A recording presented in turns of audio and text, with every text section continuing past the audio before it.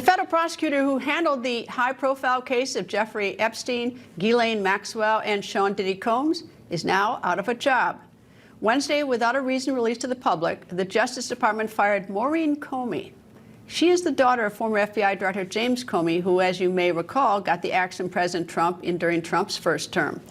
Today, Maureen Comey sent an email to her colleagues in the United States Office for the Southern District of New York. She told her now ex-colleagues that she was fired via memo from the Main Justice, which did not provide a reason for her firing. Comey said she was told she was being axed under Article 2 of the Constitution, which describes presidential powers.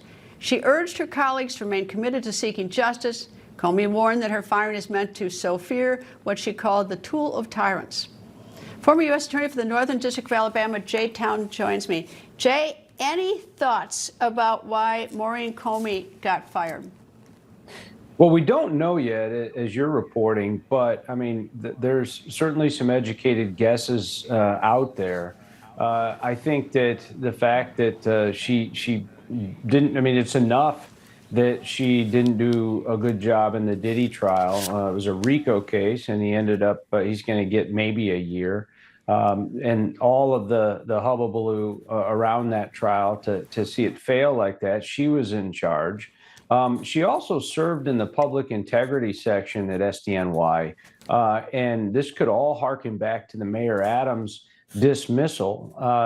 She cited Article 2 as being a reason. That could just be as simple as, look, the executive branch gets to choose who its employees are. It also could be sort of the affront to the Attorney General, where she was substituting her discretion, meaning Maureen Comey's discretion, over the Attorney General's discretion, the tyrant, and they waited until after the Diddy trial to cut her loose. But we don't know yet. Maybe Jim Comey will spell it out in seashells.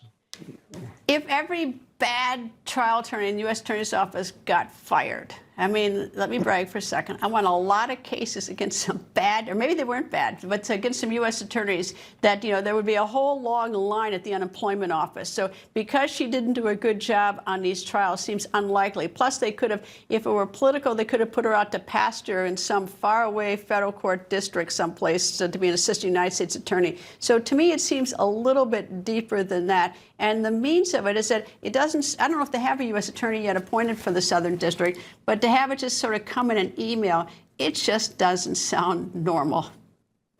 Yeah, I mean, it does seem like there's probably a history there. And like I said, it could go back to the Adams dismissal and Danielle Sassoon and people in that office handling that case not wanting to march to the orders of Main Justice, which is your job to do. You can't substitute your prosecutorial discretion with the Attorney General of the United States' discretion. But, you know, even referring that fear is the tool of the tyrant, referring to either those at Main Justice or the president or both as tyrants, that really has, she has foregone any possibility of going to some performance review board appeal as an employee and getting her job back. And to refer to herself as a career prosecutor, she hasn't even been a prosecutor for 10 years.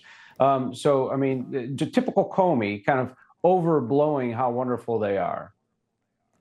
You know, the thing is, though, there's no, I mean, I've seen no suggestion. I've been digging through things, but it may be too soon. There's no suggestion of misconduct. There's none of that with her. Correct. I don't know about being a career prosecutor or not. I imagine that she issued that sort of sour note at the end because she was disappointed in losing her job. I bet that. But, you know, I get that the prosecutors, federal prosecutors, serve at the pleasure of the president, at least it appears that they do.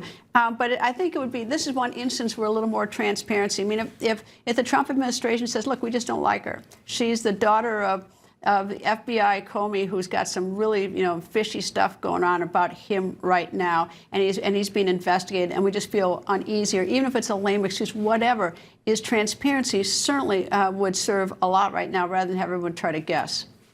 Yeah, I don't know. You don't know. America doesn't know why this assistant U.S. attorney was fired. I don't know that we ever will know. But I am certain, and listening to your previous guests, especially Matt Schlapp, I have great confidence in the Attorney General of the United States that she's doing the right thing for the right reasons. So when I heard she was fired, I didn't think that there was some nefarious purpose behind it. I'm sure she has good reason. It might be an amalgamation of things and not just one particular thing. But we don't know. But you can bet that Attorney General Bondi does know, and my guess is so does Maureen Comey. Can we, let's go back up for a second. You talked about the other guests I've had here, is that there is some suspicion by some that the reason why Pam Bondi is holding back the documents in the Epstein case might reflect on President Trump. And I'll tell you why I don't believe that. Because the Biden administration had 4 years to take any bad documents that they had and expose Trump if they had. And it wasn't like that they were reluctant to do that, because they certainly were eager to go after him with that Russian investigation and some other things. If they had had one iota of evidence against Trump in the Epstein files, it's beyond me. They had 4 years. It is so, I just cannot believe that they would have sat on it. That's why I don't think there's anything about Trump in this. Oh, I agree with you. And again, and to Matt's point earlier in your first segment, Kash Patel and Dan Bongino and Pam Bondi and Todd Blanche and certainly President Trump, these aren't deep state actors that are covering for the elites. Well, wait a second. Bongino's a little bit of a fix, because in 2019 he called for the Epstein file, didn't get it, and then he apparently didn't show up at work last week because he was mad and said, I mean, what's printed, I don't know if it's true or anything, but that either Bondi had to go or he had to go over this. So he's got his nose out of joint on this file stuff.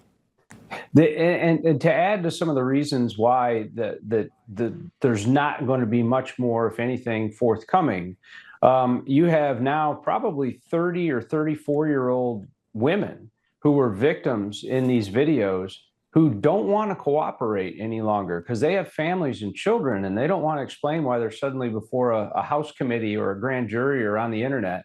And so, any future prosecution, I think, has fallen apart without that cooperation. Are those videos? If there are videos of sex acts with children or adults, are those part of? Could you get them in a FOIA? I mean, there's some line of decency, I assume, that we have, although maybe the law doesn't. But would those be discoverable, or would those be subject to Freedom of Information Act? They would not be subject to FOIA because they are videotaped evidence of the crime itself. Now, the only thing that might be available are the men, let's say, that are in the videos, if that is in some sort of a report. But even then, I don't know that it would be released, because you would have to attach those men to a nefarious criminal act with another young girl. And that young girl could somehow be identified, and they just wouldn't want to risk it. So I do think we have to accept what General Bondi gives us. And then I think a fulsome explanation of why more isn't forthcoming under the law, whether it be 6E grand jury information or Privacy Act or other laws that we have to protect victims of crime. And that should suffice, because these are good people we've put in place. And I think that we have to accept, as much as we distrust the government going into the Trump administration, we have to trust our leaders now. Well, I'm sure Putin's having a field day with this, and some of the other leaders around the world who don't particularly like us, as we're consumed with this. J-Town, thank you. Thanks, Greta. And day 3 of the murder trial of a dentist in Colorado. Dr. James Craig is accused of murdering the mother of his 6 children by poisoning her protein shakes. Today, the prosecution called to the witness stand a sales rep from a medical supplies company that Dr. Craig used the medical supply company to place an email order for potassium cyanide. He had it shipped overnight. Craig claimed the cyanide was needed for a seminar. He placed the order using a Gmail address, which the company noted